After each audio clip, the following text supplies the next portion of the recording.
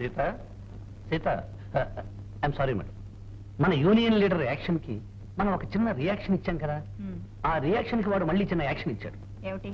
Strike. స్ట్రైకా? For what? What ఏమిటి? ఏమిటో తెలియకుండా చేసేదే స్ట్రైక్. దానికి కూడా ఒక కారణం ఉండాలిగా. ఏముంది మేడం, వాళ్ళ గురించి మీకు ముందే చెప్పాను కదా, ఆ వర్కర్ కి చేయి విరిగింది, అందుకని కారులో వెళ్ళాం, అందుకని పల్లెంచి తీసేశారు అని స్ట్రైక్. అందుకు నేనేం చేశానో తెలుసా? ఇది డాక్టర్ దగ్గర నుంచి సర్టిఫికెట్ తెచ్చాను. ఏమని? ఆ హాస్పిటల్లో చేర్చబడ్డవాడు తాగి పనిచేస్తూ ఫ్యాక్టరీలో పడిపోయాడని. తాగి రావడం నేరం కదా, అందుకని మనకి ఏ కేసు ఉండదు. నో, అంత అన్యాయంగా వెళ్లాల్సిన అవసరం లేదు.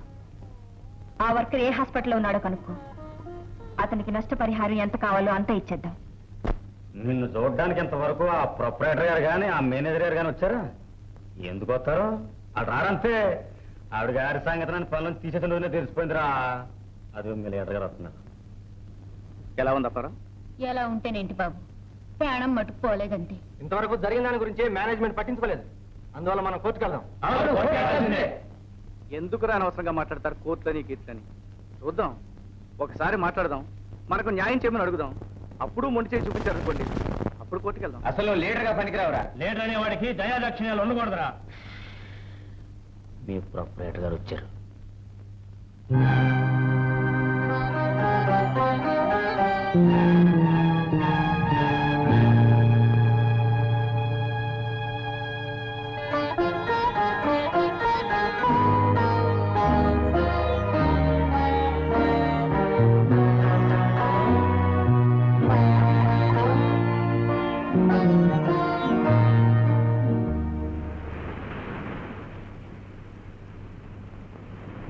ఇంతకాలం ఈ నిజం నాతో ఎందుకు చెప్పలేదు?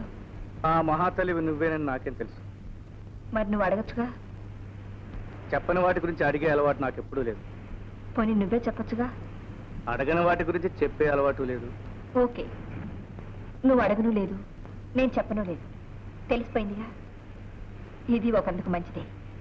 అందుకే రాత్రంతా ఆలోచించి ఒక నిర్ణయానికి వచ్చాను. ఏమని? ఏమైనా సరే మన ఇద్దరం పెళ్లి చేసుకోవాలని. నేను రాత్రంతా ఆలోచించే ఒక నిర్ణయానికి వచ్చాను. ఏమైనా సరే పెళ్లి చేసుకోకూడదనా? అవును. ఎందుకని? నేల మీద ఉన్నవాడిని నేను, పై అంతస్తులో ఉన్న దాని నువ్వు. అంతేగా, అప్పుడు నువ్వు పై అంతస్తుకు వస్తే సరిపోతుంది. నన్ను నమ్ముకున్న వాళ్ళని విడిచిపెట్టి ఆ అంతస్తుకు రాలేను. పోనీ నేనే కిందకు వస్తాను. నా కోసం నువ్వు అంత త్యాగం చేయడానికి నేను. రాము, పైనున్న వాళ్ళు పైకి వెళ్లే కొద్దీ తల దించేగా చూడాలి. నేనెంత పైనున్నా తల దించుకునే ఉంటాను. నీకు తెలియదు సీత, ఇది సరదాగా అనుకోవడానికి నవ్వుకోవడానికి బాగుంటుంది, కానీ జీవితం వేరు. ఒక లాంచీ పడవ కలిసి ప్రయాణం చేయలేవు. ఎందుకు చేయలేవు? హాయిగా చేయొచ్చు. లాంచీకి ఏదైనా ట్రబుల్ వచ్చిందనుకో, పడవలోకి వచ్చి ప్రయాణం చేయొచ్చు. పడవకే ట్రబుల్ వచ్చిందనుకో, ఆ పడవని లాంచీ మీద వేసుకుని హాయిగా ప్రయాణం చేయొచ్చు. ఎంత సింపుల్ గా తేల్చేసావు సీత. జీవితాన్ని సింపుల్ గా తీసుకోకపోతే బ్రతకడం కష్టం రాము. ఏదేమైనా సరే మనం పెళ్లి చేసుకోవడం ఖాయం. లేదు సీత, మన పెళ్లి జరగదు. నిజంగానే అంటున్నావా? అవును సీత. అయితే నువ్వు నన్ను ప్రేమించడం లేదా? సీతగా అప్పుడు ఇప్పుడు ఎప్పుడు నేను ప్రేమిస్తాను, కానీ నువ్వు ఫలానా తెలిసిన తర్వాత పెళ్లి చేసుకోలేను. నేను ప్రొపరేటర్ని కావడమేగా నేరం. అవును. ఫ్యాక్టరీ అంతా నీ చేతుల్లో పెట్టి నీకు నేను భార్యగా మిగిలిపోతాను. ఆ బాధ్యత నేను తీసుకోలేను. పోనీ నేనే ఫ్యాక్టరీ వదిలేసి వస్తాను. దానికి నువ్వు సిద్ధపడ్డా నేను ఒప్పుకోను. అయితే నన్నేం చేయమంటావో చెప్పు రాము. సీత, వృత్తిరీత్యా మన ఇద్దరం ఉత్తర దక్షిణ ధృవాలు. లేచిన దగ్గర నుంచి పద్ధతుల్లోనూ సిద్ధాంతాల్లోనూ ఇద్దరికి చుక్కదు. పెళ్లి చేసుకుంటే నా కోసం నువ్వు, నీ కోసం నేను ప్రతిరోజు రాజుపడుతూ ఉండాలి. పైగా నా కాబోయే భార్య నా సంపాదనలోనే తినాలి, నాకున్న సదుపాయాలతోనే సర్దుకుపోవాలి. నేను ప్రొపరేటర్గా నా స్థానాన్ని విడిచిపెట్టకూడదు. నీ పద్ధతుల్లో నీ సంపాదనతో భార్యగా ఉండాలి, అంతేగా? ఓకే, నేను ఫ్యాక్టరీలో ఉన్నంత వరకు ఓనర్ని. ఆ గేటు దాటగానే నీ భార్యని నీకే రోజు ఎటువంటి ఇబ్బంది రాదు, రానివ్వను. అది కష్టం సీత. పట్టుదలుంటే ఏదీ కష్టం కాదు రాము, నా మాట నమ్ము.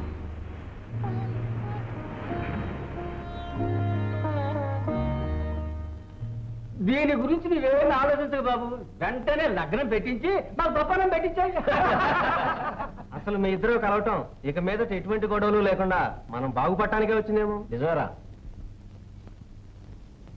ఏది ఏమైనా సరే నేను ఆవిడని పెళ్లి చేసుకున్నా, నా భార్య అయినా వర్కర్స్కి మాత్రం అన్యాయం జరిగితే ఆవిడ ఓనరే, నేను యూనియన్ లీడర్ని. నిజమేరా, నువ్వు చెప్పిందంతా నిజమే.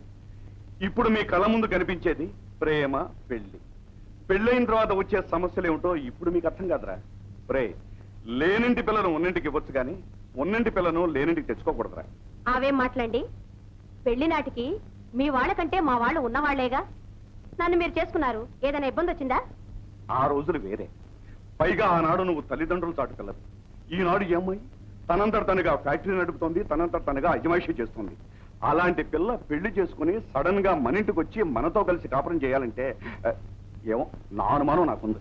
ఊరుకుందరు, మీకెప్పుడూ అనుమానాలే. అసలు అనుమానాలు ముందు పుట్టి తర్వాత మీ పోలీసు వాళ్ళు పుట్టారు. మీరు అనుకున్నవి ఏమీ జరగవు. ఆ అబ్బాయి చెప్పినట్టు పెళ్లికి కావాల్సిన ఏర్పాట్లు చేయండి. అతన్ని ఎలా పెళ్లి చేసుకుంటామమ్మా? ఎలాగే ఉంటాను అంకుల్, అందరిలాగే పురోహితుడిని పిలిపిస్తాను, తాళి కట్టించుకుంటాను. డాడీ కాదు నేను చెప్పేది. అతను ఉంటున్నది ఎక్కడ, నువ్వు ఉంటున్నది ఎక్కడ? ఇద్దరు ఫ్యాక్టరీలోనే. ఫ్యాక్టరీలోనే, కానీ నువ్వు ఉన్నది ఏసీలో, అతను ఉన్నది కార్ఖానాలో. కార్ఖానాకి ఏసీకి తేడా లేదంటావా? కార్ఖానాకు కూడా ఏసీ పెట్టిస్తే సమానం అయిపోతుందిగా అంకుల్. అది కదమ్మా నేను చెప్పేది. అంకుల్, పెళ్లి నా స్వవిషయం. నీ స్వవిషయమే, కానీ నేను చెప్పేది. ఏమిటి నువ్వు నీ చారస్తమును? పేరు సీతే, కానీ పాతకాల మనిషి నా భార్యని మనిషి. ఫాదర్, సీత గురెప్పుడు రాముడి మీదే. స్వయంవరానికి రాజాదిరాజులు ఎందరో వచ్చారు, కానీ సీత మొదటి చూపు రాముడి మీదే. సీత వలచింది రాముడిని, సీత దండ వేసింది రాముడికి. ఈ సీతా కళ్యాణం ఆమె అనుకున్నట్లుగానే కానివ్వండి ఫాదర్.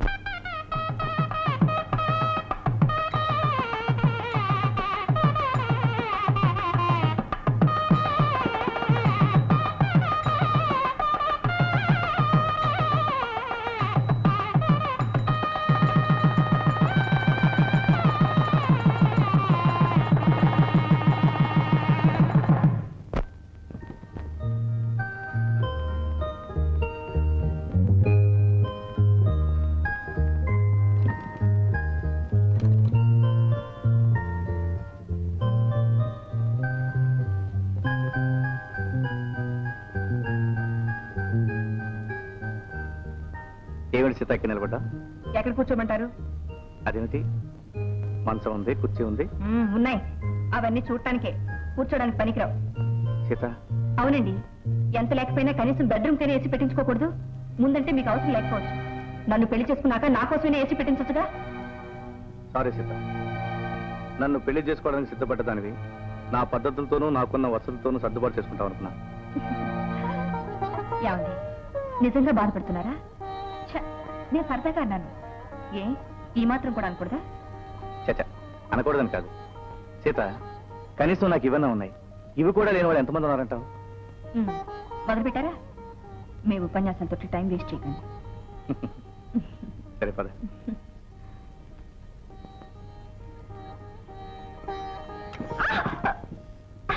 ఏమిటండి ఇది? బాగుందండి ఉయ్యాల మంచం. ఏం లేదు సీత, ఇది మా తాతగారిది. మా తాతగారికి బుద్ధిమంతుడైన మా నాన్నగారు పుట్టారని, మా నాన్నగారికి బుద్ధిమంతుడైన కొడుకుని నేను పుట్టానని, అలాగే మనకు కూడా బుద్ధిమంతుడైన కొడుకు పుడతాడని మా అమ్మ ఇలాగే ఉంచేసింది. ఏమండి, నేను ఒకటి చెప్పనా? ఈ పరుపు దిండు కిందేసుకుని హాయిగా పడుకుందామండి. పడుకోవచ్చు, కానీ అచ్చొచ్చింది కదా. అబ్బా, అచ్చొచ్చింది సరేనండి, 4 మేకలేసి బిగిస్తే ఏం పోతుంది? బిగించొచ్చు అనుకో, ఇప్పటివరకు అంత అవసరం రాలేదు, కానీ ఇప్పుడు ఎలా?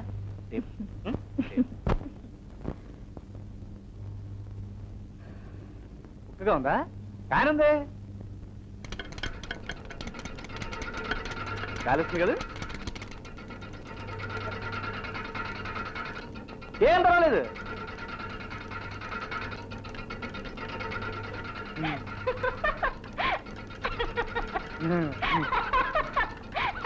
ఏమిటండి నవ్వుతారు? మ్యూజికల్ ఫ్యానా? బాగుంది.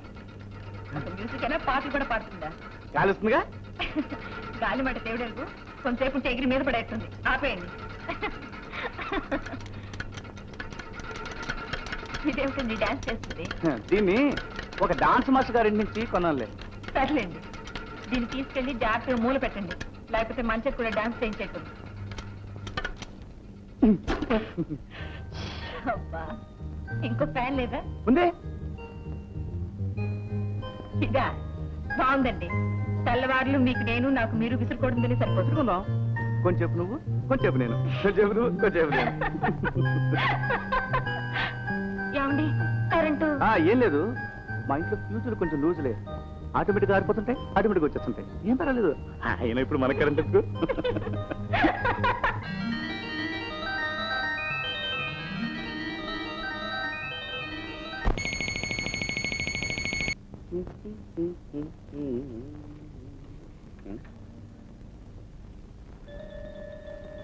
నువ్వు కాఫీ తెస్తున్నావుట్రా? మెమ్మగడికి వెళ్ళింది. Thank you. మీకు కదా నాన్న, సీతకి. సీతక, నువ్వు కాఫీ కలిపి తీసుకెళ్తున్నావా? సిగ్గులేదురా నీకు? దాని కాఫీ కలపడం రాదు, నేను కలిపిస్తున్నాను. బాగుండదు కదా? బాగుండదు, బాగుండదు. ఇలాగే అలవాటు చెయ్యి. రేపు మీ అమ్మ చూసిందంటే ఎల్లుండి నుంచి నన్ను కాఫీ కలిపి తెమ్మంటుంది. నువ్వు కాఫీ కలపడానికి వీల్లేదు. ఎందుకు వీల్లేదు? భర్త భార్యకి చేసి ఇవ్వడం ఏంటమ్మా? భార్య భర్తకి చేసి ఇవ్వాలి. భార్యాభర్తలు అన్నాక ఒకరికి తెలియని ఇంకొకరు చేస్తే ఏమిటి తప్పు? తప్పు లేదనుకో, ఇవి ఆడవాళ్ళు చేయాల్సిన పనులమ్మా. నిజంగా నీకు తెలియదు అనుకో, మీ అత్తగారు ఉంది, అడిగి తెలుసుకో. అదంతా నాకు అనవసరం. నేను ఇలాంటి పనులేవి నేను చేయలేదు. నేను ఆయన్ని కావాలనుకుని పెళ్లి చేసుకుని వచ్చింది కాఫీలు కాయడానికి, ఇల్లు ఉడ్చడానికి కాదు. రాత్రి సరిగ్గా నిద్రపోదా ఉంటే ఫ్యాన్ లేదు, ఏసీ లేదు. దోమలు వాటి ఇష్టం వచ్చినట్టు కుట్టేశాయి. అయినా భరించాను. ఏదో దుప్పటి నా మొహాన పారేశారు, అది చచ్చేటంత వాసన. ఆ మంచం ఒకటి ఉయ్యాలాగా అలాగే పడుకున్నాను. ఇవాళ కాఫీ కాయమంటారు, రేపు అంట్లు తోమంటారు. నా వల్ల కాదు. ఏమే తీరిందా నీ పొరపాటు? నేను ఆనాడే చెప్పానే, అయినంటి పిల్ల కోడలుగా రాదు, మన నెత్తిన ఎక్కడానికి వస్తుందని. ఇప్పుడు అనుభవించవే. మావయ్య గారు, మీరు పెద్దవారు, అనవసరంగా మాట్లాడకండి. నేనెవరి నెత్తిన ఎక్కడానికి రాలేదు. మీకంత బాధగా ఉంటే మా ఇంటికి వెళ్ళిపోతాను. నేను కావాలనుకుంటే ఆయనే వస్తాను, ఆయన కావాలనుకుంటే మీరు రండి. నాకేం అభ్యంతరం లేదు. కానీ మీరు అక్కడ వంట చేయనక్కర్లేదు, అంట్లు తోవనక్కర్లేదు. వస్తాను. సీత, నువ్వు వెళ్ళడానికి వీల్లేదు. Nothing doing. మీకు ఇష్టమైతే రండి, కష్టమైతే మానేయండి.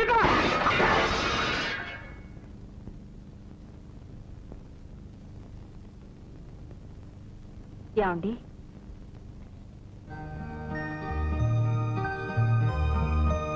ఏమిటండి, ఏమైంది? ఏమిటి అలా చూస్తున్నారు? ఏం లేదు సీత, నువ్వు. నేనే. ఏమైనా కలొచ్చిందా? చాలా చాలా భయంకరమైన కళ వచ్చింది. ఏమొచ్చిందండి కల్లో? సీత, నువ్వు నీ కాఫీ కాయడం వచ్చా? ఏ రాజుని కలొచ్చిందా? అది కాదు. భలేవారండి, నేను ఆడదాను కదా. ఉన్నింట్లో పుట్టినా లేనింట్లో పుట్టినా ఆడపిల్ల ఎప్పటికైనా కాపురం చేయాల్సిందేగా. అలాంటప్పుడు వంట వార్పు నేర్చుకోకుండా ఎలా ఉంటుంది?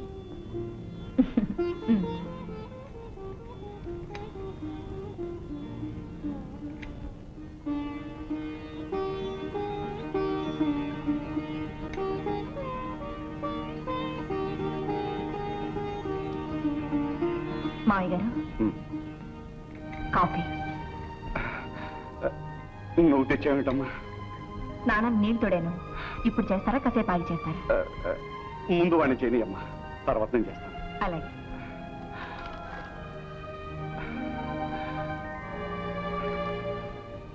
ఏమండి, ఇప్పుడేమంటారు?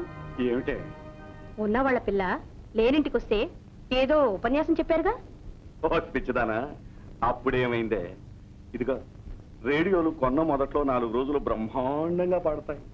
తర్వాత మొదలవుతాయి గొయ్యమనే శబ్దాలను, స్టేషన్లు మారిపోవటాలు. అబ్బా, ఎప్పుడు మీ జాతి ఇంతే, శుభం పలకదు. ఇదిగో నాతో పాటు ప్రొద్దునే నీకు కూడా కాఫీ ఇచ్చిందా? ఇవ్వాల. అక్కడేముందా లిటిగేషన్? వెళ్ళి కాఫీ తాగు.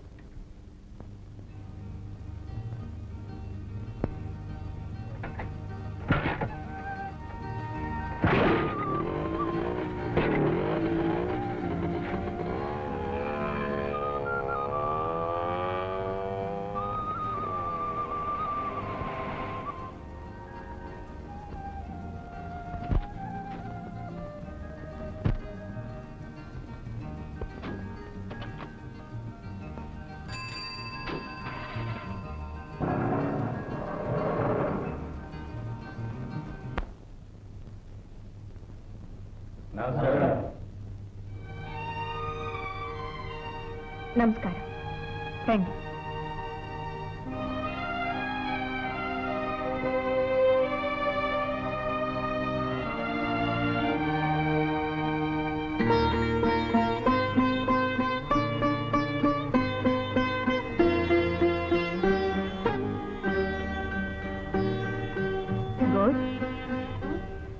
యాపిల్తో వచ్చారు అంటే ఏదో అప్లికేషన్తో వచ్చినట్టు లెక్క.